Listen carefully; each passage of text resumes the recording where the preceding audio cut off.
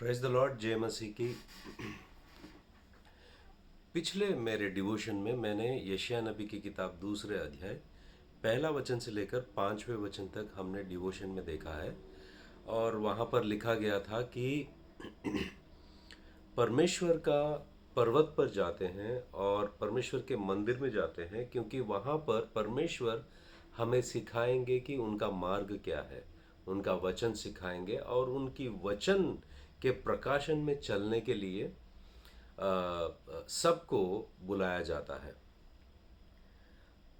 उसी के अध्याय में, दूसरा अध्याय में जब हम देखते हैं वचन 6 से लेकर और वचन 22 तक, यहाँ पर लिखा गया है कि वचन 6, यशायाह नबी का किताब दूसरा अध्याय वचन 6, तूने अपनी प्रजा प्रजा याकूब के घराने को त्याग दिया है। तो वचन 6 में लिखा गया है कि परमेश्वर ने याकूब के घराने को त्याग दिया है। क्यों त्याग दिया है? उसके बहुत सारे कारणों को हम देखते हैं। अगले वचनों में लिखा गया है कि क्योंकि वे पर पूर्व देश के व्यवहार पर तन मन से चलते हैं और पलिश्तियों के समान टोना करते हैं और परदेशियों के साथ हाथ मिलाते हैं। 3 कैरेक्टरिस्टिक्स को देखते हैं यहाँ पर। क्योंकि पूर्व देश के व्यवहार पर तन मन से चलते हैं और फिलिस्तियों के समान टोना करते हैं और परदेशियों के साथ हाथ मिलाते हैं। ये पूरे अध्याय में, दूसरे अध्याय वचन 6 से लेकर 22 तक, 22वें वचन तक, हम लोग एक ही चीज को देखते हैं कि परमेश्वर ने इज़राइल के घराने को त्याग दिया। क्योंकि पहली बात, ये पूरे तन मन से पूर्व देश के व्यवहार पर तन मन से चलते हैं। इनका तन मन जो है लोगों के व्यवहार पर है और उसका आचरण करने में और उनके साथ चलने में इनका मन इतना लगा दिया कि परमेश्वर के लिए इनके पास वक्त नहीं है। और लिखा है कि ये फलिश्तियों के तरह टोना करते हैं और परदेशियों के साथ हाथ मिलाते हैं। तो ये लोग जो परमेश्वर के जन कहलाते हैं, इतने दुनिया में व्यस्त हो गए हैं कि परमेश्वर के लिए इनके दिलों में कोई स्थान नहीं रहा।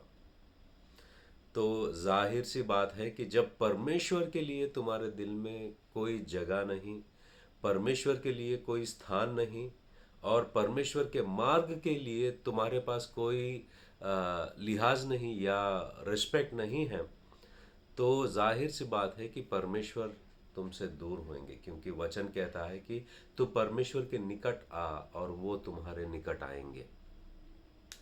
तो आगे जाके हम देखते हैं कि ये लोग, इज़राइल का घराना मतलब याकूब के संतान जो है, लोगों के धन को देखने लगे, लोगों के घोड़े को देखने लगे। इन वचनों में जब आप सोना चांदी घोड़े देखते हो तो ये इस बातों को दर्शाता है कि ये दुनिया के लोग बहुत अमीर हैं, इनके पास सोना चांदी है, घोड़े जो है वो ताकत को दर्शाते हैं। इन सारे बातों को देखकर ये याकूब के घराने के लोग आकर्षित हो गए और उनसे हाथ मिलाते हैं और उनकी रीति रिवाज, उन तन मन से उनका आचरण कर रहे हैं। तो आगे जाकर वचन यशायाह नबी कहते हैं कि वचन 9 में, इन कारण उनको क्षमा ना कर, इन कारण तू उनको क्षमा ना कर।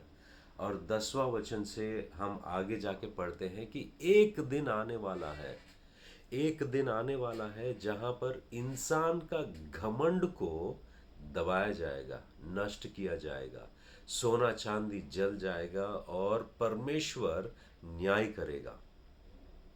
और लास्ट वचन, दूसरा अध्याय 22वां वचन में लिखा है कि इसलिए तू मनुष्य से पूरे परे रहो, इसलिए तुम मनुष्य से परे रहो जिसकी श्वास उसके नथनों में है, क्योंकि उसका मूल्य है ही क्या।